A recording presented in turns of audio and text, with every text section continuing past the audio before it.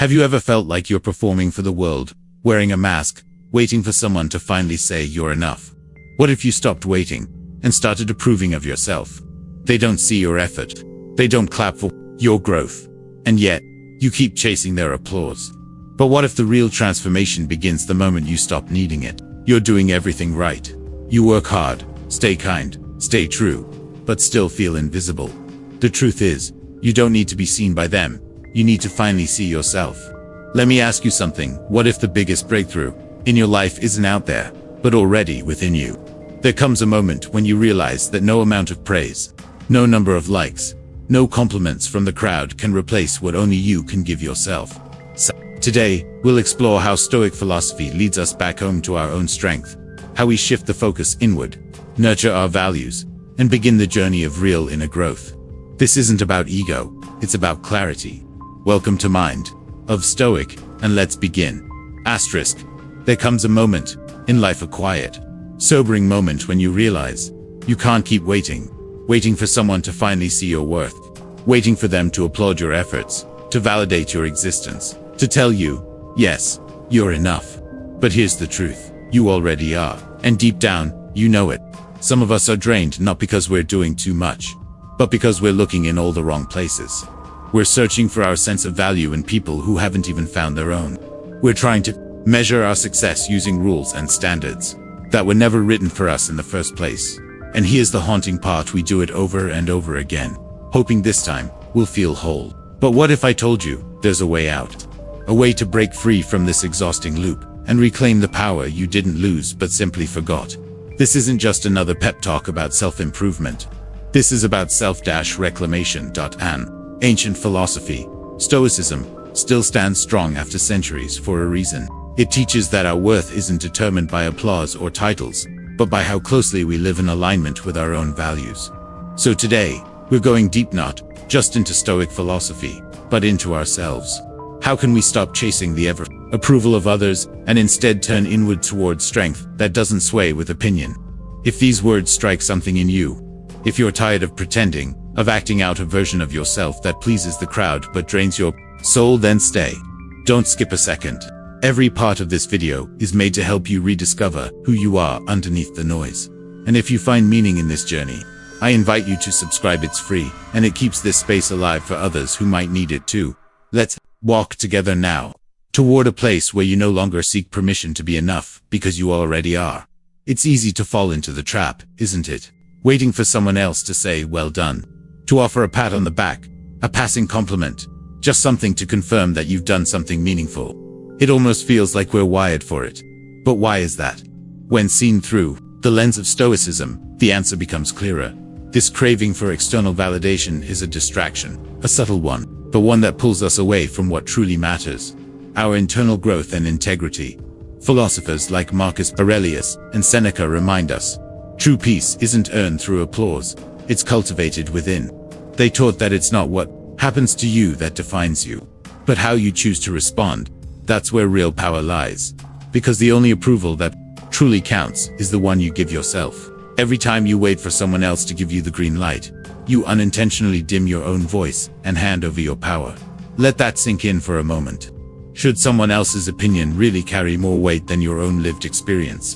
The moment your worth becomes tethered to the opinions of others, you're building your identity on sand. One shift, one insult, one missed compliment, and it all comes crashing down.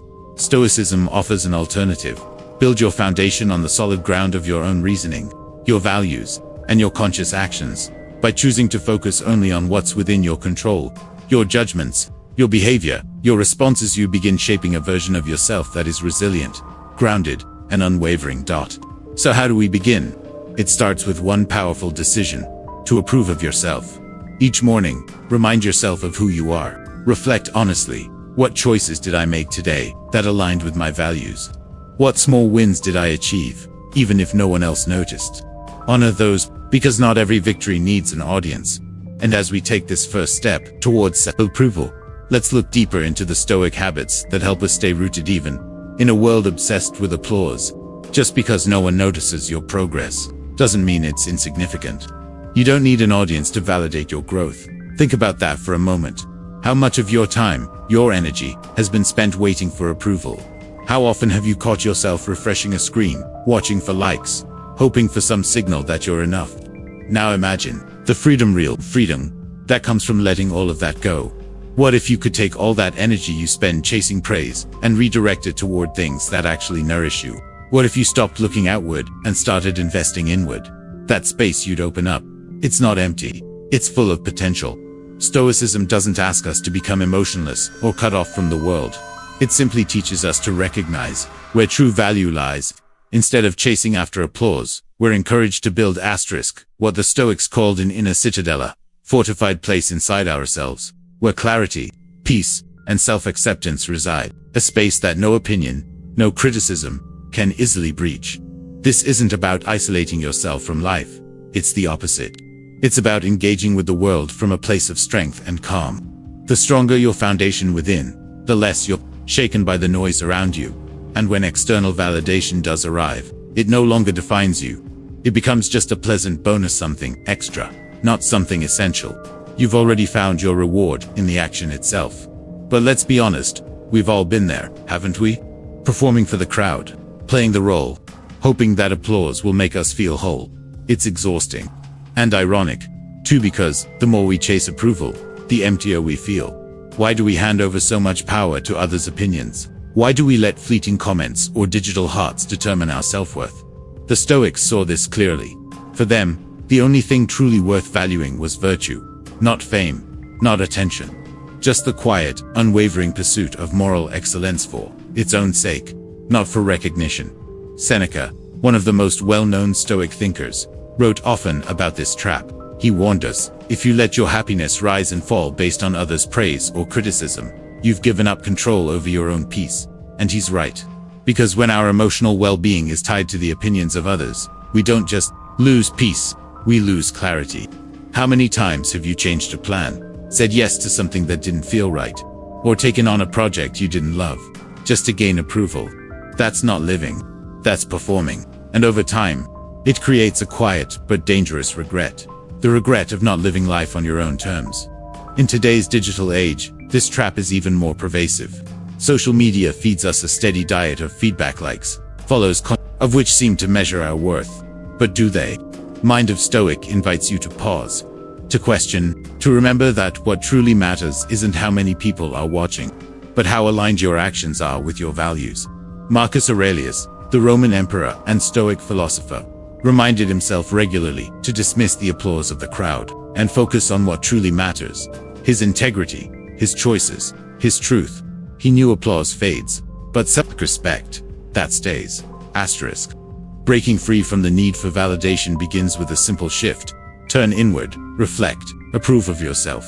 Accept that not everyone will agree with your path, and that's okay, because the goal isn't to be liked, the goal is to be whole. And once you reclaim that focus, the next step is to ask, how do I strengthen that inner citadel? How do I keep nurturing it in a world that constantly pulls me outward? So as we let go of the weight of other people's expectations, we begin to uncover something powerful, the voice that's been waiting inside us all along, our own. And that voice, it deserves to be heard. More than that, it deserves to be trusted. Learning to respect your own opinion above all others isn't about shutting the world out. It's about finally listening to yourself, trusting your own judgment. That doesn't mean feedback from others is always useless. Not at all. But feedback should be a perspective, not the foundation on which your entire self-worth is built. So where do you begin? Start by identifying the areas of your life where you crave approval the most. Is it your career, your appearance, your choices, as a parent, a friend, a creator? Then ask yourself why. Why do you feel the need for validation there? And what would it actually mean if you stopped needing it? Writing these thoughts down can bring incredible clarity. Journaling is like holding up a mirror to your mind. It reveals what you may have been avoiding. Pair this with mindfulness, and you'll notice a shift. Mindfulness helps you stay grounded in your experience, not the version of it you imagine others are judging. Because let's be honest, this world pulls at us from every direction. Notifications, expectations, opinions, comparisons. In the chaos, it's easy to forget the most important person in your life, you. We spend so much time trying to meet everyone else's standards that we leave our own needs behind in the dust. but centering your life around personal growth and self-awareness, that's not a luxury. It's essential. And no, this isn't about becoming self-centered. It's about becoming about being the one who steers your own ship. The Stoics, as always, offer timeless wisdom here. Marcus Aurelius once wrote, "You have power over your mind, not outside events. Realize this, and you will find strength." Simple, profound, and life-changing when we place our focus on what we can control. Our thoughts, choices, and actions, we not only build strength, we find protection from distraction, from chaos, from the emotional roller coaster of chasing things that were never in our control to begin with. By nurturing this inner focus, you cultivate resilience, independence, two qualities that don't just help you survive, they help you thrive. And the more you turn inward, the more clearly you begin to see who you really are, what you value, what excites you, what kind of life you want to build, not for them, not for likes, but for you. This kind of self-awareness is the bedrock of personal growth. But getting there means asking real, sometimes uncomfortable questions. What matters to me? What do I believe in? What kind of person am I trying to become? And here's the key: those answers. You won't find them in a comment section or in someone else's opinion. You'll find them through reflection, through honesty, through time spent with your own thoughts. When your goals align with those deeper values, not what's trending, not what others expect, you unlock a sense of purpose that's unshakable. Imagine setting a goal simply because you care about it, then achieving it not for praise, but for personal fulfillment. That kind of victory is pure, untouched by anyone else's approval. Another core part of this journey is taking full responsibility for your life. That's Stoicism at its heart. Your emotions, yours. Your reactions, yours. Your decisions, also yours. And once you embrace that truth, something beautiful happens. You stop waiting. You stop blaming. You start choosing. And with that, you begin building a life that feels like yours again. By focusing on personal growth, you naturally begin to cultivate virtues that matter. Discipline, patience, courage. According to the Stoics, these aren't just traits. They're the very essence of a good life. And here's the amazing part. As you develop these virtues within yourself, you don't just benefit yourself, you become someone who uplifts others too. It's not selfish. It's a ripple effect. When you're grounded, calm, and clear, your presence helps others feel the same. And let's not forget one final piece. Self-care. It's not indulgent. It's not optional. It's essential. In a world that rewards hustle and burnout, taking time to rest, reflect, and restore isn't weakness, it's wisdom. And as we step deeper into this mindset, we begin to ask, what does it really mean to care for yourself in a way that strengthens your body, your mind, and your soul? Because without self-care, even the strongest intentions can quietly fall apart. Neglecting your physical and mental well-being isn't just about burnout. It's about losing the clarity and energy you need to live a virtuous, meaningful life. When you commit to developing yourself, you're not just learning new skills or building discipline, you're building a more resilient version of you, one that no longer leans on the approval of others to feel worthy. And the more you validate yourself, based on your own values and definitions of success, the less the opinions of others shake your confidence. It's a subtle shift, but a powerful one. Your self-esteem becomes steadier. Criticism doesn't sting as deeply. And rejection, it stops feeling like a verdict. So let's talk about how to actually begin this inward journey, because knowing you need to focus on yourself and actually doing it are two very different things, aren't they? At first, the shift can feel unfamiliar, maybe even intimidating. But with a few clear steps, it becomes not just manageable, but deeply transformative. Think of it like turning your gaze from a mirror, one that only reflects how others see you, a window opening out onto the full potential of your own life. The first step: set personal goals that you actually care about. Not what your friends, family, or co-workers expect, but what truly lights you up. Take the time to sit down and reflect. What you want from your career, from your health, from your relationships and personal growth. Write them down. Make them specific. These aren't for show. They're for you. They're your compass, not your resume. Another vital part of this process is cultivating self-awareness, a cornerstone of Stoic philosophy. Start noticing your thoughts, your decisions, your emotional reactions. Ask yourself, how many of these are influenced by what other people might think of me? Am I choosing this path because it aligns with my values, or because it earns me praise? Journaling can be a powerful tool here. By recording your thoughts regularly, you'll begin to notice patterns, triggers, habits, and in time, this practice will guide you toward decisions that reflect your authentic self, not your performance self. But Stoicism isn't just about reflecting, it's about acting. Marcus Aurelius often reminded himself that action speaks louder than intention. So take small, consistent steps that reinforce your new mindset. If physical health is your focus, start with something as simple as a daily walk. If growth of the mind matters to you, commit to reading one book a month. These aren't grand gestures, they're quiet revolutions. And their power lies in one word: consistency. Another transformative step. Learning to say no. Say no to distractions, to obligations that drain you, to commitments that don't align with who you're trying to become. This might feel uncomfortable at first, especially if you've spent years pleasing others. But saying no is a powerful act of self-respect. Stoicism teaches us that both our time and energy are limited, sacred resources. Every yes must be intentional. Now let's bring it back to control, another central Stoic principle. A lot of our emotional exhaustion comes from worrying about things we cannot change. So what if, the next time you feel anxious, you paused and asked yourself, is this within my power? If it's not, let it go. If it is, focus your attention there, on your preparation, your effort, your attitude. Over time, this single practice builds unshakable mental clarity. It keeps you centered, grounded in what you can shape. Your self-picture. This each morning, you stand before the mirror, but you're not just checking your reflection, you're checking in. This isn't a mirror of vanity, it's a mirror of truth, of purpose, of present, and tomorrow. When you return to it, again you'll see more than your face. You'll see progress. Now, what would it look like to carry that presence through your entire day? After all, when you begin each day by grounding yourself mentally, emotionally, even physically, you're not just preparing for the world, you're aligning with yourself. And that mirror we spoke of, it becomes more than just glass, it becomes a truth-teller. Each morning, as you face that reflection, it silently asks a question most of us avoid. Are you living for them, or are you living for you? This isn't about vanity. It's not about fixing your hair or adjusting your collar. It's about visibility, your own visibility to yourself. Think about it. How often do we stand in front of mirrors simply to check how we look for the world outside? How often do we forget that the mirror can also reflect what's within? But what if, just for a moment, you used the mirror as a tool for self-inquiry rather than self-correction?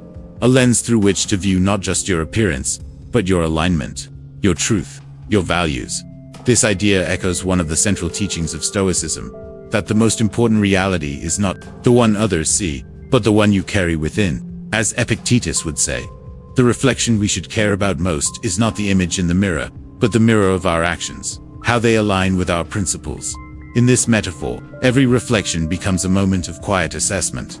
You don't just see who you see who you're becoming. You see strength, you see your blind spots, you see potential. The mirror doesn't flatter, it doesn't lie, it simply reflects. And in doing so, it dares you to be honest with yourself. Over time, this simple practice becomes something powerful. It becomes a ritual, a daily anchor, a gentle nudge towards self-mastery. The Stoics believe that wisdom is not just gained from the world, but from deep, ongoing reflection. And what better way to reflect than literally?